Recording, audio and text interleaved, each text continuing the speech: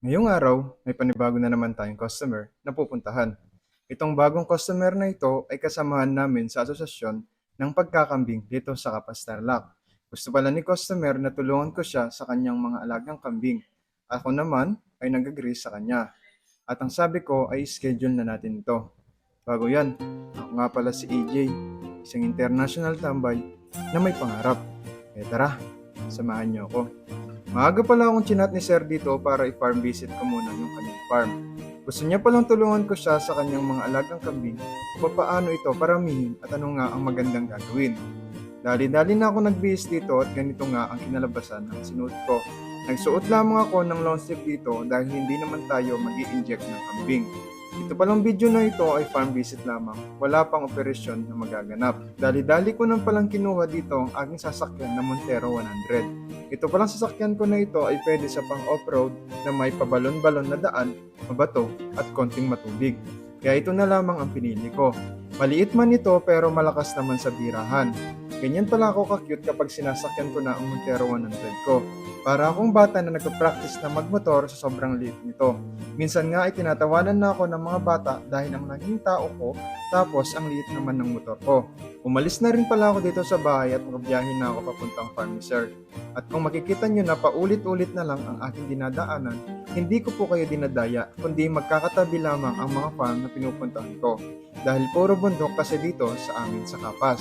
Kaya kabilaan ng mga may alagang kambing na mga backyard racer. Sa lugar na ito, kung saan palagi niyo ako makikita sa vlog ko, ay 4 na beses akong dumadaan dyan. Halos kasi dito lahat ang mga customer na pinupuntahan ko. Ngayon pala, hinarap ko na yung camera sa akin at dahil malapit na tayo dito sa pupuntahan natin. Kaya ako pala ginamit itong sasakyan ko dahil pangit yung daan dito. Hindi kasi kaya ng Fortuner 150 natin at pickup 155 natin dito at baka masira ito. Pagkatapos ng ilang minutong pag-drive ay malapit-lapit na nga tayo. Ang basta sinabi sa akin ni customer ay magandang bahay at malaking gate. Hindi, joke lang. Nang makita ko na yung sinabi ni customer na gate, binidyohan ko na ito at sinend sa kanya.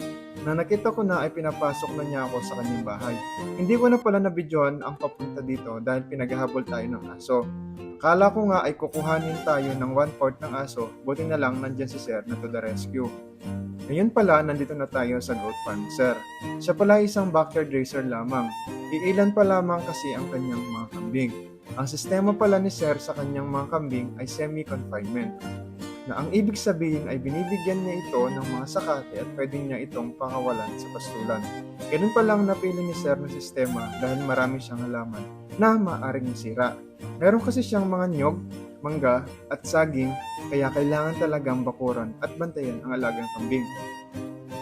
Ilang minuto din kami nag-usap dito ni customer upang bigyan ko siya ng konting seminar.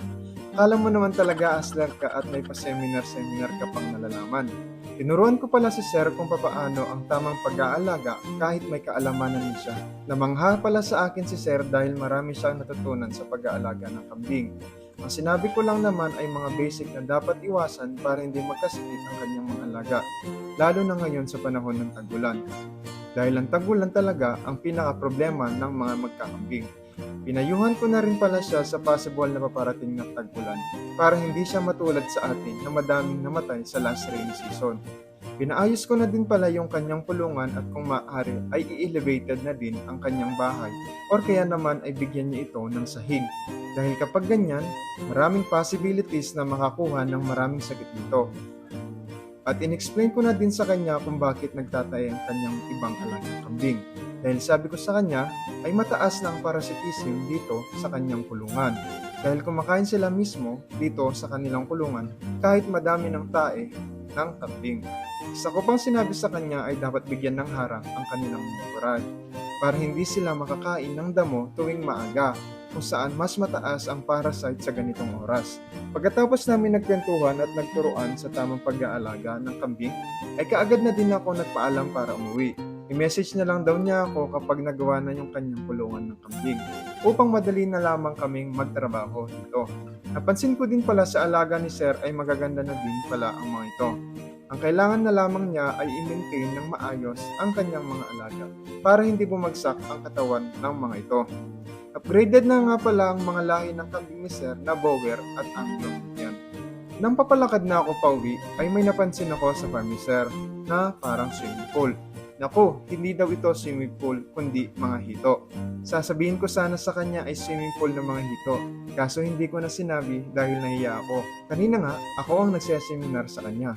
Ngayon naman, siya na ang nagtuturo sa akin sa pag-aalaga ng hito. Tinuruan pala ako ni Sir kung paano mag-work ang ganitong sistema. Sabi pala ni Sir ay nasa trial and error pa lang siya ng pag-aalaga ng biofloc system. Kaya para sa kanya ay mas maganda daw pa rin ang natural way ng pag-aalaga kaysa dito. Pagkatapos namin nagkwentuhan ay uwi na din ako finally. Babalik na lang ako dito kapag may update na ako sa customer. At noon lamang nagtatapos ang aking video. At muli, ako nga po pala si Kaagri na lagi nagsasabing, thank you and happy farming!